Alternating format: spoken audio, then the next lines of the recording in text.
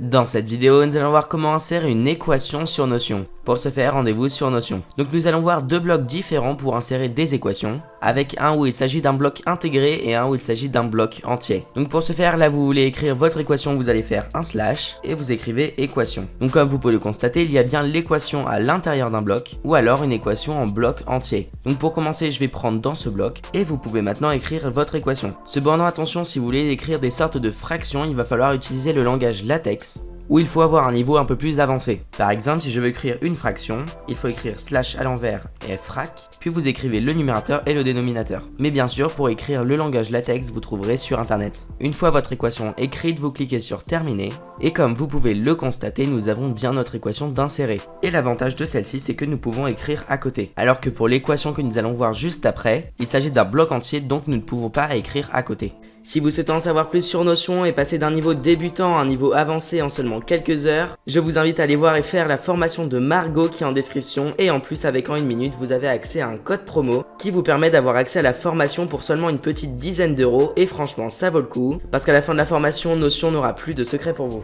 Donc pour faire l'équation en bloc entier vous faites slash, puis de même vous tapez équation, vous sélectionnez équation bloc entier, puis il va falloir écrire l'équation de la même manière que celle d'au-dessus. Donc pareil, si je veux une fraction, je marque slash à l'envers frac et le numérateur et le dénominateur. Donc l'équation bloc entier sera marquée au centre, tandis que l'équation à l'intérieur du bloc sera marquée à gauche comme du texte normal. Et une fois l'équation écrite, vous saisissez terminé. Et comme vous pouvez le constater, nous ne pouvons pas écrire à côté mais seulement en dessous. Et si vous voulez savoir quels sont les différents blocs non basiques sur Notion, nous avons déjà fait une vidéo dessus et le lien se trouve dans la description.